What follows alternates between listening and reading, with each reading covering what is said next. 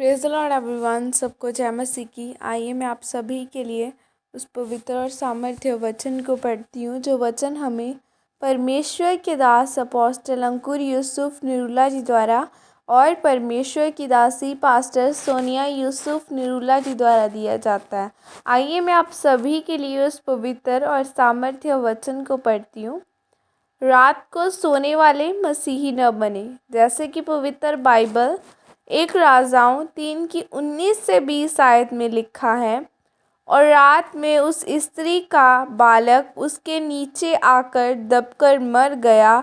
तब इसने आधी रात को उठकर, जब तेरी दासी सो ही रही थी, तब मेरा लड़का मेरे पास से लेकर अपनी छाती में रखा और अपना मरा हुआ बालक मेरी छाती में लिटा दिया। आमीन। मेरे प्रियो, अगर आप नहीं चाहते कि आपकी जिंदा चीज़ें मुर्दा चीज़ों में न बदले, तो रात को सोने वाले मसीही न बने। बाइबल में जब हम पढ़ते हैं तो कि 2 वेश्या गर्भवती हुई और उन दोनों के बच्चे हुए। उन दोनों में से एक अपने बच्चे के ऊपर सो गई और उसका बच्चा मर गया। फिर उसने दूसरी का बच्चा उठा लिया और अपना मरा हुआ बच्चा और उसके बच्चे की जगह पर रख दिया, और उस बच्चे की माँ को पता भी नहीं चला क्योंकि वह सोई हुई थी। मेरे प्रियो, आज लोगों की ज़िंदगियाँ बदलाई जाती हैं। कोई उनको अपनी मुर्दा ज़िंदगी देकर उनकी ज़िंदा ज़िंदगी ले लेता है, क्योंकि वह रात को सोए रहते हैं।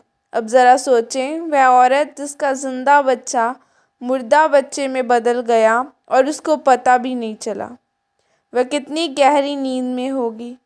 जबकि एक माँ को अपने बच्चों को दूध पिलाने के लिए हर 2 घंटे के बाद उठना ही पड़ता है, पर वह सोई रही। जो परमेश्वर ने उसको आशीष दी थी, वह उसको संभाल न सकी। फिर बाद में वह उठ के रोने लगी। मेरे प्रियो, ऐसे ही आज लोग सोए हुए हैं। परमेश्वर ने जो आशीष उन्हें दी है, वह उसको संभाल कर नहीं रखते, रात को जागते ही नहीं हैं। अब देखो, अगर आपको बर्बाद करने वाले के लिए, जादू टोना करने वाले आधी आधी रात तक जागते हैं, तो फिर आप रात को जाकर प्रार्थना नहीं करते, इसलिए शैतान आपकी ज़िंदगी में हमला करता है। पर आप सोचते हो कि यह परमेश्वर की ओर से शायद इम्तिहान है। कुछ इम्तिहान परमेश्वर की ओर से होते हैं, पर ज़्यादा शैतान की ओर से होते हैं, और शैतान उनके ऊपर हमला करता है जो सोए हुए मसीही हैं। वह उनकी ज़िंदा चीज़ों को मुर्दा चीज़ों में बदल देता है और उनको पता भी नहीं चलता। मेरे प्रियो, अगर आप आधी रात को प्रार्थना करने वाले मसीही नहीं हो, तो आप कभी भी शैतान से जीत नहीं सकते, क्योंकि आधी रात का समय ऐसा समय है जब शैतानी लोग शैतान की चीज़ों को आपके ऊपर भेजते हैं। और जब आप आधी रात को प्रार्थना करते हैं, तो आप शैतान की उस चीज़ों को ख़त्म करते हैं। पौलुस और सिलास जब जेल में थे, तो उनके पैरों और हाथों में जंजीरें थीं, उनका पूरा शरीर दर्द से भरा हुआ था। फिर भी उन्होंने आधी रात को प्रार्थना की और वह जेल में से छुड़ाए गए।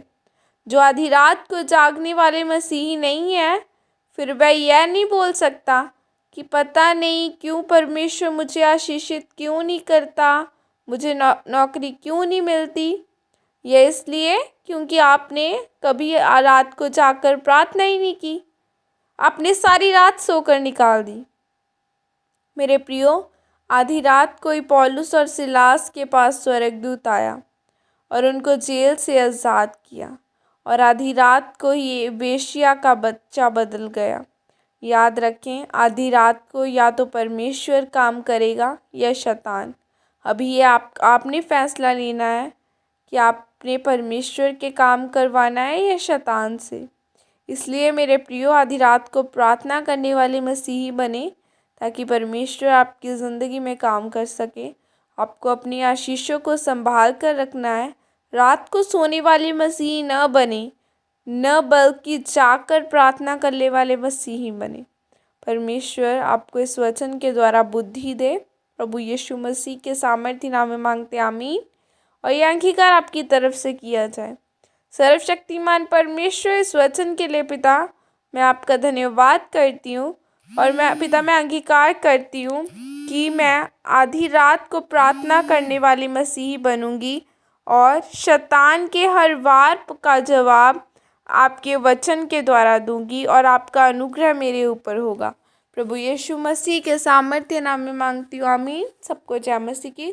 God bless you all. खुदा आप सबको आशीषित करे और रात को प्रार्थना करने वाले मसीही बने और खुदा आप सबको ज़रूर आशीषित करेगा। और मुझे अपनी प्रार्थना में याद रखना कि खुदा मेरे हर इंतज़ाम को पूरा करे और जल्द से जल्द मैं बड़ी टेस्टिमनी के साथ वापस आऊँ। God bless you all. खुदा आप सबको आशीषित करे।